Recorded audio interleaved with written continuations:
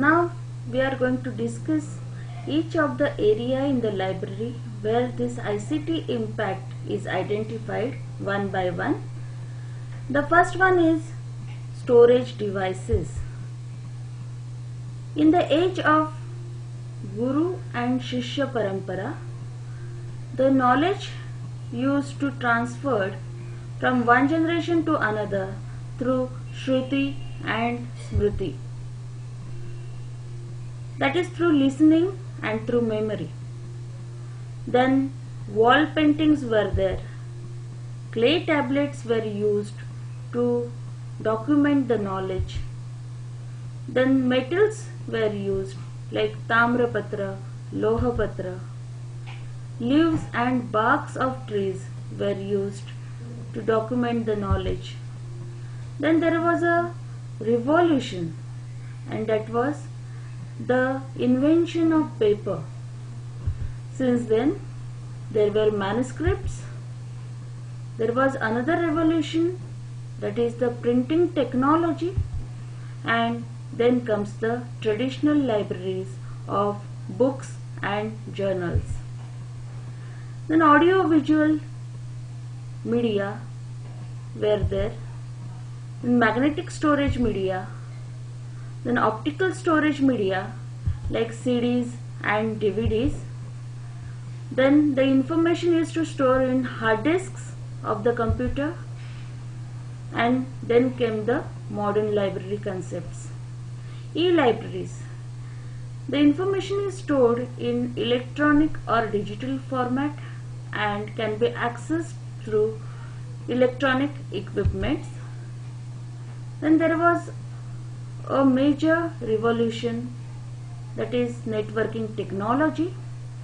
When these e-libraries were accessed through networks within the walls, they formed digital libraries.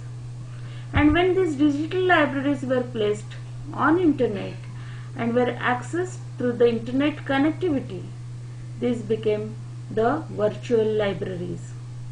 And now we have a huge capacity web servers where the information is stored and it is accessed through www.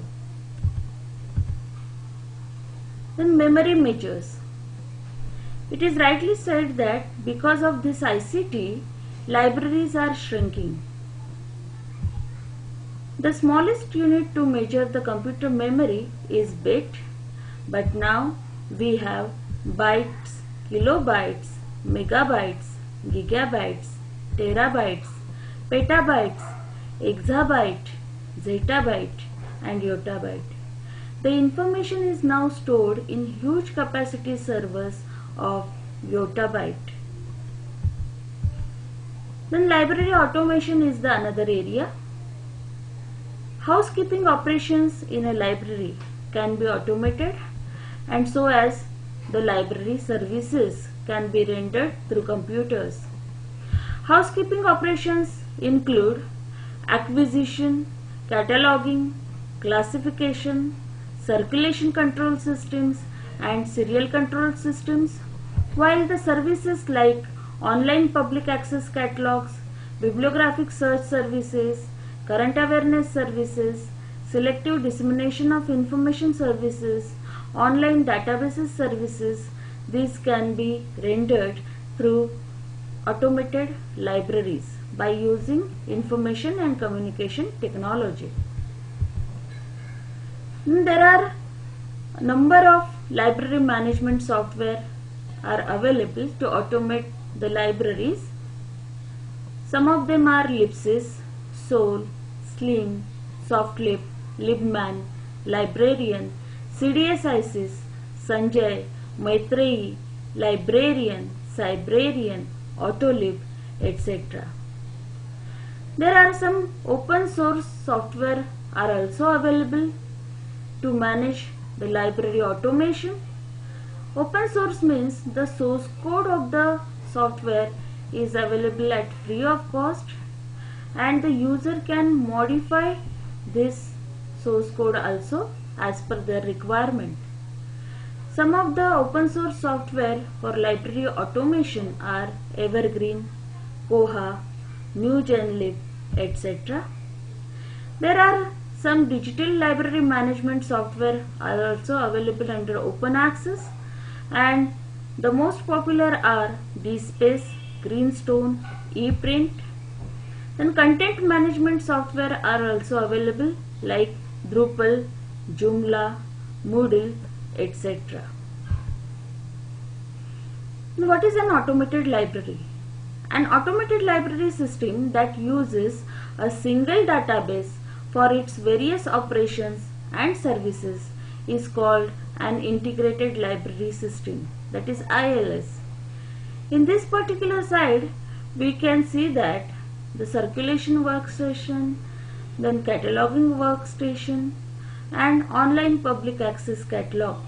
These are ultimately connected with a central server. This is the structure of an automated library system. And because of this ICT, the libraries have been transformed into modern libraries. And now, today, the library structure is hybrid structure where the traditional libraries reside with the modern libraries. The modern libraries, when we say, these include electronic libraries, digital libraries, and virtual libraries. Electronic libraries means the data is in electronic format and special electronic equipments are required to access this particular data. When e-libraries are accessed through networks within the walls, these are digital libraries. The data is in digital format and accessed through network. When this network becomes a global network, that is network of network, that is internet or WWW, then these digital libraries, they become virtual libraries. These are available on WWW and can be accessed through internet connectivity. So this is transformation of libraries from traditional libraries to modern libraries.